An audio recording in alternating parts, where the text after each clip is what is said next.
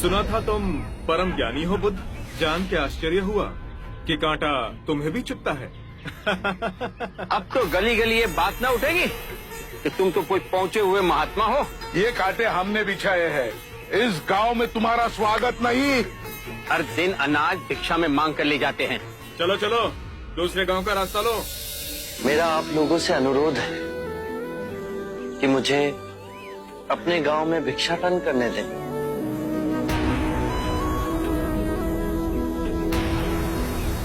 ठीक है, भिक्षा चाहिए तो दे अपने रक्त की आहुति।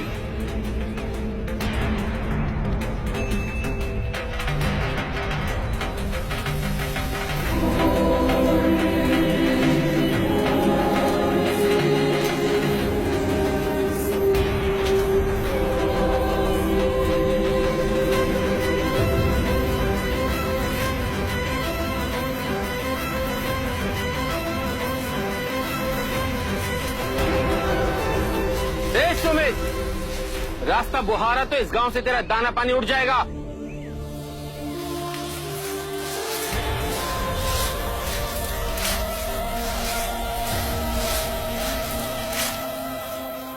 आप गांव में प्रवेश कीजिए। इन मुट्ठी भर लोगों से कई अधिक लोग आपको भिक्षा देने के लिए आतुर हैं।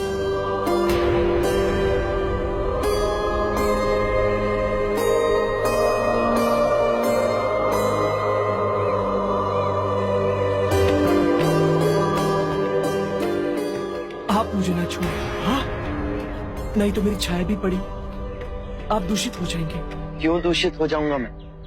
तुम भी हम सभी की तरह मनुष्य ही हो, और एक मनुष्य का स्पर्श दूसरे मनुष्य को कैसे दूषित कर सकता है? केवल लालच, घृणा, मोह, तृष्णा हम ही मनुष्य को दूषित करते हैं। और तुम जैसा मनुष्य जिसमें इतना प्यार भरा हो, वो केवल दूसरों को सुख ही दे सकता है, दुख नहीं। कैसे महात्मा हो तुम? तुम्हें तो जाति वर्ण का ज्ञान भी नहीं है। चोला पहने कोई सन्यासी नहीं होता। अरे पाखंडी हो तुम, पाखंडी। जो मानव से उसकी मानवता को छीनता है, पाखंडी वो होता है। यदि मुझे पाखंडी कहे आप सभी को संतोष मिलता है तो ये उचित है, परंतु इस मनुष्य में भी हमारी तरह प्राण बसे। इसे नीचा कहे, इसका तिरस्कार करना सबसे बड़ा पाखंड है। यदि जानते नहीं हो तो मैं बता दूं, ये धर्मशास्त्र है। पाखंड कैसे हुआ? जिस मिट्टी से सारी मानवता का सृजन हुआ उसी से इसका भी हुआ। मानव और मानव में भेद कर आप सृजनकर्ता पर कीचड़ उछाल रहे हैं। यदि हम आकाश में कीचड़ उछालेंगे तो आकाश तो ऊंचा ही रहेगा, परंतु कीचड़ वापस हमारे ऊपर ही गिरेगा। आकाश ने तो भेद नहीं किया, वो हम सभी को एक पिता समान ढके हुए है। ये धरती धान उपजती है, इसने हमारे साथ भेदभाव नहीं किया। ये हवा हम सभी के लिए समान बहती है। पानी हर प्यासी की तृष्णा को बुझाता है। जब प्रकृति भेदभाव नहीं करती तो हम मनुष्य में भेदभाव क्यों करते हैं? यदि ऐसा है तो इसे संघ में भिक्षु क्यों नहीं बनाते? बहुत अच्छा सुझाव दिया आपने। सुनीत, क्या तुम भिक्षु बनना चाहोगे? मैं अछूत, आप जैसे महात्मा का भिक्षु मैं इस योग्य नहीं हूँ। जो मनुष्य दूसरे मनुष्य की पीड़ा को देख व्यथित हो जाए, उससे उत्तम कोई दूसरा नहीं। मैं बुद्ध स्वागत करता हूँ सुनीत का हमारे भिक्षु संघ में।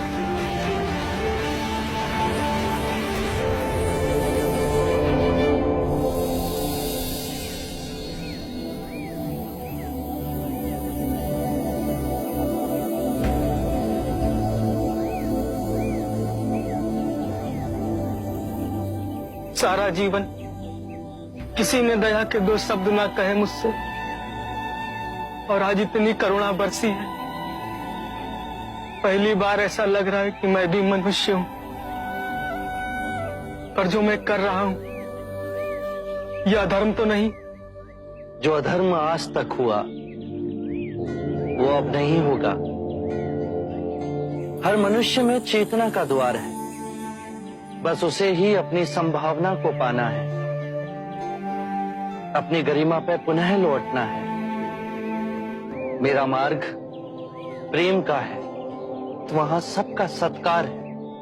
गंगा, यमुना, ऐरावती, सरयू, माही, ये सब नदियां हैं, और ये सब अंत में वह सागर में मिल जाती हैं। वहां उनका ना भेद होता है, ना ही नाम। उसी प्रकार जिस भी मनुष्य ने अपना गृह त्याग कर सत्य के पथ पर चलने का निश्चय किया, चाहे वो ब्राह्मण हो या क्षत्रिय, वैश्य या शूद्र ही क्यों ना हो, उसी महासागर में विलीन हो जाते हैं।